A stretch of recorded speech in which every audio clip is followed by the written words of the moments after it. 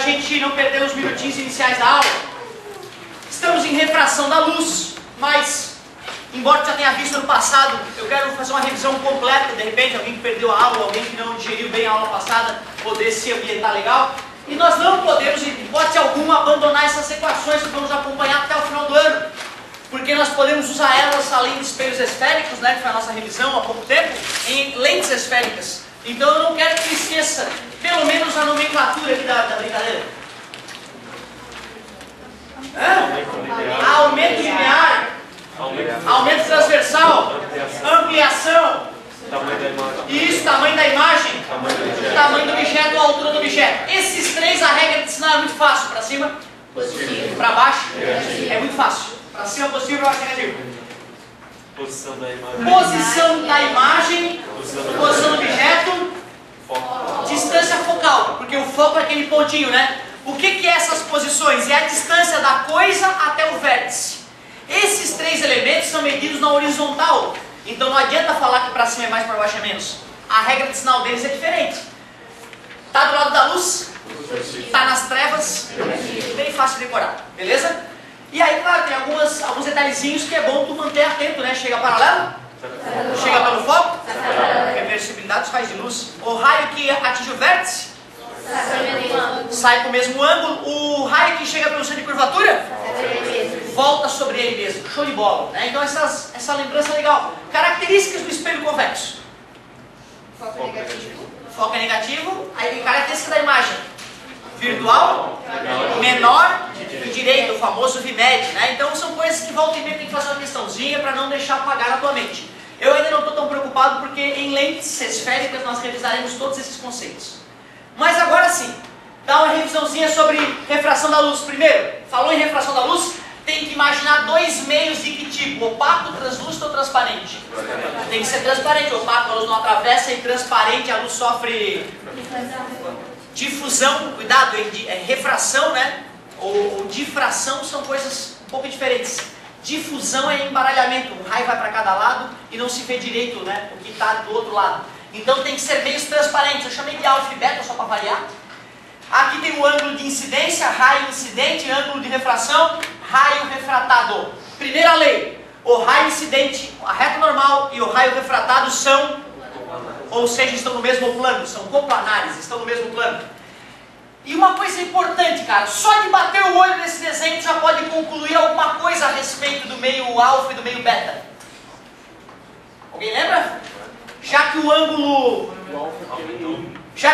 aumentou, a velocidade da luz aumentou. Era uma das bases da aula passada. Eu queria que na aula passada tu lembrasse isso, que o ângulo acompanha a velocidade. Se a velocidade da luz aumenta, o ângulo aumenta. Se a velocidade da luz diminui, o ângulo diminui. Afinal, refração é justamente o desvio que a luz sofre ao mudar de meio de propagação. E esse desvio ocorre devido à mudança de velocidade. Velocidade aumenta, ângulo aumenta. Velocidade diminui, ângulo diminui. Não está nitidamente maior o R em relação ao I? Só de olhar isso eu sei que a velocidade da luz do material beta é maior que a velocidade da luz do material alfa. Só que a velocidade da luz é um número muito grande. Por isso nós vamos usar uma outra maneira de medir, de comparar a velocidade da luz. É o tal do índice de refração. Agora, qual que é o absoluto, qual que é o relativo? O absoluto tem ser. Claro, né? Relativo é porque relaciona dois materiais, né? Então esse aqui é o relativo, esse aqui é o absoluto. Então o índice de refração do material Z, eu pego a velocidade da luz do vácuo, a maior que existe, e divido pela velocidade da luz desse material Z, né, que eu estou calculando o índice de refração. Peraí, esse número vai ser sempre em relação àquele? Sempre menor. Então o índice de refração de um material que exista sempre vai ser maior que 1. Quando eu divido o número maior por um número menor, né, o resultado dá maior que 1, certo? Exceto no próprio vácuo, né? O índice de refração do vácuo é 1 pela própria definição, lógico, é 1. Mas olha só que interessante. Eu numa prova, uns anos atrás, eu fiz a questão rápida, assim, não me prestei atenção, e um dos materiais dava um índice de refração menor que 1. O cálculo estava todo honesto, só que o material que eu criei era um material alienígena que não existe. Beleza? Eu, como de certa forma, de repente eu podia prejudicar o aluno bom, né? O aluno bom saberia que não ia poder dar maior que 1. E aí deu menor que 1, aí ele se atrapalhou todo. Eu preferi anular a questão. Mas cuidado, o vestibular jamais anularia essa questão. Porque ele argumentaria, não, vamos dizer que descobriram um material que acelera a velocidade da luz acima da velocidade da luz conhecida hoje, não é? Então, por isso, tem que te preparar para um eventual erro desse que não vai ser descartado, tá? Então, cuidado. Tecnicamente falando, qual é o menor N que existe? É o do próprio vácuo, que é 1. Qualquer outro material, até o ar, tem que ter um índice de refração maior que 1. Se der menor que 1, é que esse material não existe. Não quer dizer que não seja possível criar uma situação hipotética. Tudo bem? Tá? Então tomem cuidado com isso. Aliás, qual é o índice de refração do ar na prática? Na prática a gente usa 1, né, cara? Porque na realidade é 1,0003. Ou seja, a velocidade da luz no ar é praticamente igual à velocidade da luz no vácuo. E essa eles não vão te fornecer. Tem que lembrar, falou em ar, N1. Tem que lembrar desse detalhe. Show de bola. Será que essa situação ilustra, por exemplo, a luz passando do ar para a água? Sim. Ela ilustra bem? Não. Por que não? Porque a velocidade da luz no ar, como a gente acabou de falar, é praticamente igual a do vácuo. Então a velocidade da luz na água tem que ser menor. E se aí a luz, ao penetrar na água, diminui de velocidade, deveria se aproximar da reta normal. Tudo bem para vocês? Então tomar cuidado. Essa aqui não é a situação clássica da nossa vida. A situação clássica da nossa vida é a luz aproximando normal. Aliás, se a velocidade da luz é maior no meio B, é porque o índice de refração do material beta, é menor. Lembra, na aula passada nós também falamos isso. Quanto maior a velocidade da luz, menor o N. Quanto menor a velocidade da luz, maior o N. E aí, quanto maior o N, a gente fala, o material é mais refringente. Beleza? O material é mais refringente. Por exemplo, qual material é mais refringente, o ar ou o vidro? Né? A velocidade da luz no ar é praticamente igual a do vácuo, então a velocidade da luz do vidro é menor. Se a velocidade da luz do vidro é menor, é porque o índice de refração do vidro é maior. E a gente diz que o vidro é mais... Eu não escutei, mais refringente. Tem que se acostumar com essa palavrinha nova, refringência. Legal. Bom, feita essa revisão, dá pra gente ir pro filé. A segunda lei, a lei Snell-Descartes. Eu falei pra vocês de um jeito mais amistoso. Alguém lembra como é que é a maneira que eu mostrei? O N de chegada vezes o seno do ângulo de chegada é igual o N do material de saída, seno do ângulo de saída. Não foi assim que essa fórmula nasceu, mas é assim que eu gosto de aplicar ela. N de chegada, seno de chegada, igual a N de saída, seno de saída. Ela nasceu, se tu quiser retornar, né? Está multiplicando, passa dividindo, está multiplicando, passa dividindo. Originalmente ela nasceu assim, né? N alfa sobre N beta é igual a seno de R sobre seno de... Eu não gosto porque fica assim, ó. Chegada, saída, saída, chegada. Eu não gosto. Aí tu vê, né? Eu prefiro usar ela desse jeito. Então sempre que eu for resolver um problema que envolve a segunda lei, eu vou partir já daquela frase. Até porque isolar alguém aqui é fácil, né? Aqui pode dar mais trabalho, né? Está dividindo, passa multiplicando aqui, não, é só um deles. Uf. Ou esse. Uf. Aliás, quantas variáveis? 4 variáveis, 4 coisas que podem mudar. Quantas eu tenho que te entregar de mão beijada? Porra, era para ser fácil, cara, as exatas. As poucas contas de exatas que tem cálculo, na equação só pode faltar uma letrinha. E no pior das piores hipóteses, tem que fazer um sisteminha. Isola numa, substitui na outra, cara, não tem nada demais. Na aula passada eu fiz um exemplo onde eu te pedia o índice de refração, não foi? O que mais incomoda o aluno geralmente é quando pede o ângulo. Vamos fazer uma rapidinha aqui, ó, do ângulo. Vamos chamar de material X e Y. Aliás, ar, né? Ar, que é ar, para tu lembrar como é que funciona. E lá vem a luz. Vamos fazer a luz chegar com um ângulo de 45 graus. Eu digo que o índice de refração do material Y é raiz de 2. Quanto é que é mais ou menos raiz de 2? É 1,4. Né? O cara que é muito tarado, ele lembra que é 1,41 ou 1,42 para ser mais preciso. Né? Mas 1,4 está de bom tamanho. É um índice de refração realista 1,4?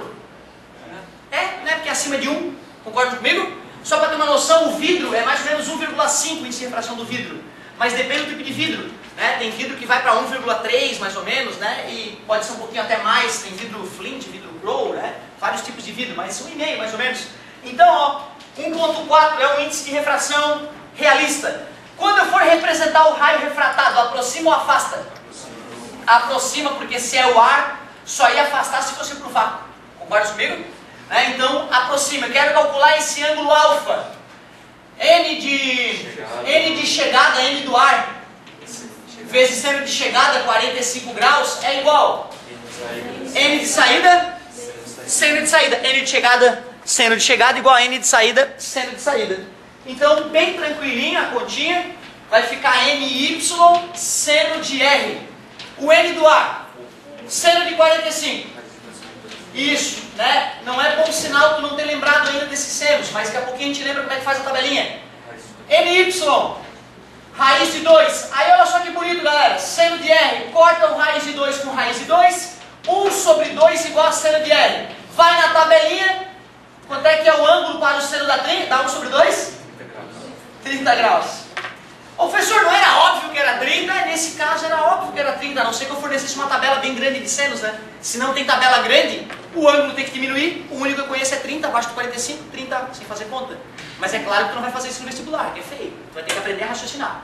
Fica à vontade, meu amigo. Desculpa a demora. Victor Gala. Carolina Deli. Valeu. Ô pessoal, então olha só, no vestibular, se o cara quiser fazer uma continha dessa que o aluno não faça de cabeça, ele vai ter que fornecer uma tabelinha com vários senos, seno de 10, seno de 11, seno de 12, seno de 13, para que o aluno depois de fazer a conta, vá nessa tabela e descubra qual é o ângulo. Mas por incrível que pareça, tem questões que são desse nível aqui, cara, que o cara bate o olho e pensa, pô, só pode ser 30. Não dá? Ou o cara me dá a tabela ou é 30. Outra situação que é legal que acontece às vezes é dar um valor bizarro. Tá? Um outro exemplo aqui. Imagina que no final da conta apareceu seno de R é igual a 0,666. Meu Deus! Aí para tu isolar o ângulo sem tabela é assim que se escreve matematicamente. Aí é só uma bobagem matemática. Eu quero dizer quem é o ângulo R, não é isso? O ângulo R é igual ao arco seno cujo valor é 0,666. Pronto. Então vai ter até uma questãozinha da apostila de vocês que o final é assim, ó. Não tem que se espantar. É porque na matemática é assim, né? Quando a gente quer isolar o valor do ângulozinho e não sabe qual é o valor porque não temos uma tabela, a gente escreve a palavra arco. Tá vendo? Então, ó, aqui é o ângulo, certo? Lá é o arco. Né? É o seno do arco, na verdade, né? Então, na verdade, se eu quero fazer o contrário, eu quero isolar o R, eu continuo usando o seno, só que esse número aqui vai no lugar de onde era o ângulo. Mas para que isso valha, tem que escrever arco ali na frente. Tá beleza? Então o ângulo R é o arco seno 0,666. Dessa maneira, o cara que vê essa resposta, ele só tem que ir na tabela ou na calculadora científica e achar o valor do ângulo. Certo? Então só para tu não te espantar se tu vê isso na tua apostila, que vai ter uma questão que exige essa noçãozinha. Até aqui a revisão, concorda comigo? Não demos um passo adiante, a gente só revisou, mostrou um outro exemplo. Aí eu recomendo agora que tu comece a fazer vários exemplos desse tipo de refração. Só que não pega o do ITA primeiro, cara. Não. Faz primeiro o bobinho da Unisul, da CAF, certo? Faz aquele que tu vê ali, esses anos aqui também conhecidos. Vou fazer esse aqui para levantar a moral, para sentir que dá de chegar junto. E depois a gente começa a tratar de problemas mais delicados, certo? Agora é o seguinte. Tem o volume 3 aí? Tem o volume 3? Não receberam o volume 3? Ah, tá assim, né? Não precisa ter ele hoje aí, mas só para saber que a partir desse ponto estamos começando o volume 3. É só um toquezinho aqui, nada demais. Vamos achar uma aplicação super interessante para essa matéria. Eu já te dei algumas noções na aula passada, não sei se na aula passada eu te falei que o Sol não está onde parece estar. Eu cheguei a comentar, né? Hoje nós vamos ver uma aplicação bem mais interessante, né? Que tem a ver com o nosso dia a dia, da nossa internet, e da velocidade das telecomunicações. Então vamos falar um pouquinho a mais, entrando no volume 3 agora.